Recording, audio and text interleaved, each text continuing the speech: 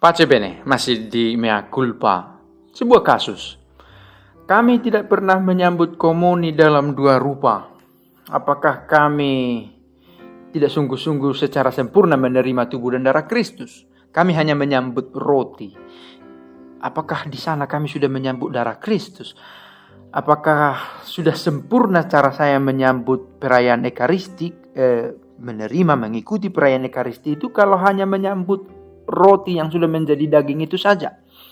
Beberapa pertanyaan semacam ini terkait perayaan Ekaristi dan komuni dimunculkan di tengah umat beriman di gereja Katolik. Kita tahu sebagai Katolik kita memiliki sakramen Ekaristi sebagai sumber dan puncak dari perayaan iman kita.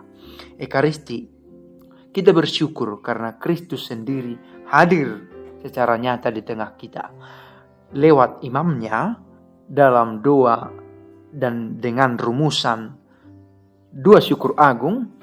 Roti dan anggur kita yakini dalam terang iman menjadi tubuh dan darah Kristus. Nah, faktanya umat jarang, kalau boleh dikatakan, atau tidak pernah menyambut komuni dalam dua rupa. Adakah sesuatu yang kurang? Kita mau melihat, mendekati itu dengan melihat apa yang tertulis dalam pedoman umum misalnya Romawi. Ini edisi terbaru sejauh saya tahu, dan file yang saya temukan ini adalah edisi yang sebelumnya. Tapi saya lihat isinya tidak berbeda, maka kita bisa pakai yang versi lebih lama ini. Komuni dua rupa. Sebagai tanda, dua kata yang pertama ini sangat berarti. Sebagai tanda, komuni kudus mempunyai bentuk yang lebih penuh kalau disambut dalam rupa roti dan anggur. Dia lebih penuh sebagai tanda. Sebab komuni dua rupa itu melambangkan dengan lebih sempurna perjamuan Ekaristi. Juga dinyatakan dengan lebih jelas bahwa perjanjian yang baru dan kekal diikat dalam darah Tuhan. Kecuali itu, lewat komuni dua rupa tampak jelas juga hubungan antara perjamuan Ekaristi di dunia dan perjamuan eskatologis, eskaton. Perjamuan dalam suasana selamat, di keselamatan yang abadi dalam kerajaan Bapa. Sebagai tanda dia tampak lebih sempurna, lebih penuh. Nah, dikatakan para gembala umat beriman hendaknya berusaha agar orang-orang beriman yang menyambut komuni dua rupa atau yang tidak menyambut diingatkan akan ajaran Katolik tentang komuni kudus sesuai dengan dokumen Konsili Trente. Konsili Trente 500 tahun yang lalu. Terutama hendaknya ditekankan bahwa baik dalam komuni roti maupun dalam komuni anggur, seluruh sakramen dan seluruh Kristus disambut seutuhnya. Nah, saya ingatkan lagi dua kata pertama. Sebagai tanda, penuhlah kalau kita sambut roti dan anggur sebagai tubuh dan darah Kristus. Tetapi dalam konteks sebagai sakramen dan sebagai penyambutan kita akan kehadiran Kristus, itu sudah penyambutan yang seutuhnya kalau hanya dengan roti atau hanya dengan anggur yang sudah menjadi daging dan darah Kristus. Sebagai tanda penuhlah kalau kita sambut dua-duanya. Tetapi sebagai sakramen, sebagai kepenuhan dari kehadiran Kristus yang kita sambut, entah hanya dengan roti atau hanya dengan anggur yang kita terima, yang telah menjadi darah dan tubuh Kristus, kita sudah menyambutnya secara penuh. Nah, maka jangan merasa ganjil atau merasa kurang kalau hanya menyambut roti itu saja. Wah, belum ada darahnya. Kita menyambut itu sebagai Kristus secara utuh, meskipun hanya dengan menyambut darah Kristus atau hanya dengan tubuh Kristus. Jadi, orang yang komuni hanya dalam satu rupa sama sekali tidak dirugikan. Sama sekali tidak dirugikan karena mengira tidak mendapat cukup rahmat yang perlu untuk keselamatan. Nah, ini yang saya tekankan lagi di awal, hanya sebagai tandalah kepenuhan itu didapat kalau menyambut serentak roti dan anggur sebagai tubuh dan darah Kristus. Tetapi sebagai penerimaan Kristus dan penerimaan sakramen secara penuh, kita sudah menyambutnya bila hanya menyambut roti atau hanya menyambut darah. Dan bukan berarti kalau hanya menyambut sebagian tidak mendapat cukup rahmat yang perlu untuk keselamatan. Kita sudah mendapatkan rahmat keselamatan bila hanya dengan menyambut tubuh atau menyambut hanya darah Kristus. Maka kalau ada keraguan dengan dokumen ini, kita sudah bisa mengikis itu sedikit-sedikit. Bisa bagikan ini kepada orang yang meragukan atau malah meragukan keyakinannya tentang sakramen yang satu ini, yang malah adalah puncak dari perayaan iman kita. Kecuali itu hendaknya diajarkan bahwa gereja mempunyai wewenang.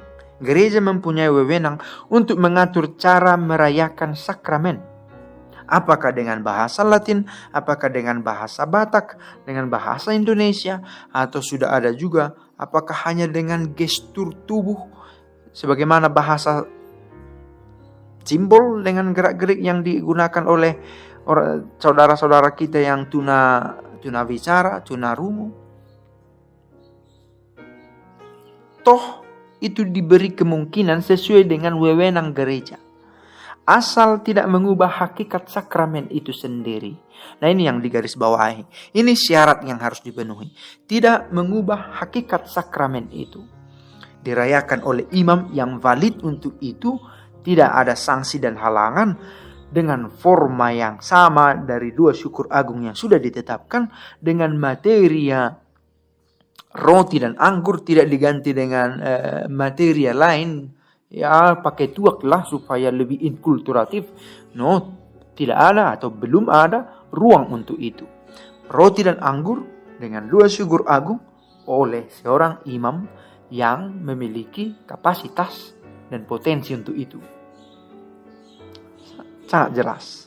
Siapa orangnya, dengan apa, bagaimana. Asal tidak mengubah hakikat sakramen. Soal cara, gereja memiliki wewenang untuk mengubah itu. Maka kita jangan hanyut pada hal-hal yang superficial, yang ya tentu penting sesuai dengan rasa kita. Tetapi ada beberapa hal yang sebenarnya tidak begitu berpengaruh dalam konteks hakikat sakramen itu sendiri. Oke, maka gereja dapat menetapkan atau mengubah cara perayaan sakramen sebagaimana dianggap perlu karena tuntutan zaman dan keadaan setempat, dengan maksud agar sakramen dirayakan dengan lebih hormat dan umat beriman menerimanya dengan manfaat lebih besar. Dan ini dia, gereja memberikan ruang, tetapi harus dengan catatan sesuai dengan wewenang gereja. Siapa gereja di sini? Pemangku-pemangku jabatan untuk memberikan keputusan definitif tentang aktivitas liturgi gereja. Ada yang memulai tindakan yang tidak sesuai, katakanlah menyambut komuni, katanya pada live streaming komuninya komuni sendiri. Oh, itu tidak sakramental. Roti itu roti dari mana? Oleh siapa? Anggur dari mana? Dikonsekrasi oleh siapa? Maka bukan dengan sendirinya, kalau begitu karena ada perayaan sakramen yang bisa diubah, oke, kita sesuaikan, kita buat roti dan anggur sendiri. Tidak ada ruang untuk itu, karena itu sudah mengubah hakikat sakramen. Sekali lagi, hakikatnya oleh imam yang memiliki kuasa untuk itu. Tidak semua imam juga, kecuali kalau dia sudah diekskomunikasi, dia mendapatkan sanksi atau hal-hal lain yang membuat dia tidak bisa merayakan Ekaristi secara sah. Dan dengan formanya 2 syukur agung, sehebat-hebatnya saya membaca 2 syukur agung, tapi itu tidak sah sebagai sakramen karena saya bukan imam. Dan materia yang sah, roti dan anggur.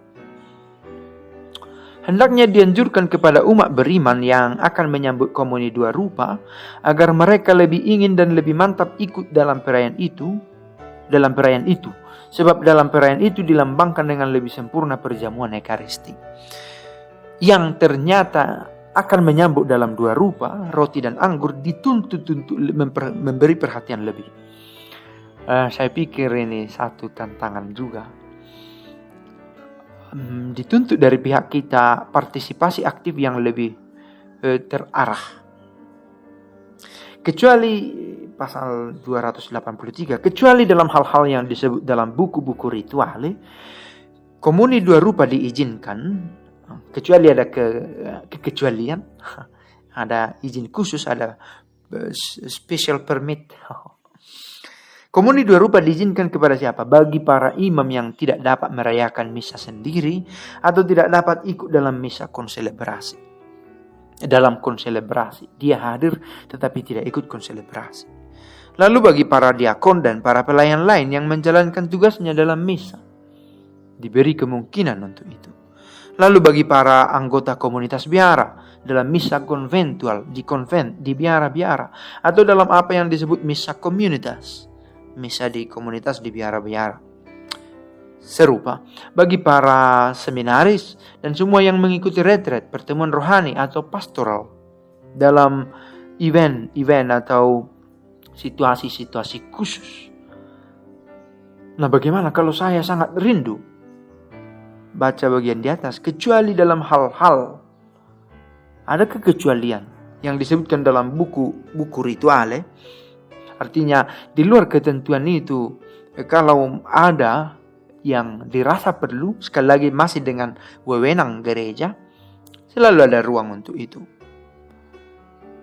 Yang kita perlukan adalah komunikasi, dan sejauh kita mau membahasakan keinginan kita, uskup memiliki wewenang atau pastor sebagai perpanjangan tangan uskup dalam berkarya, memiliki wewenang sejauh sepengetahuan dari uskup.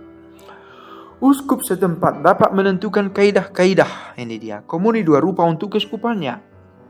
Maka ada orang yang mencoba sangat Vatikan oriented, dan semua kita memang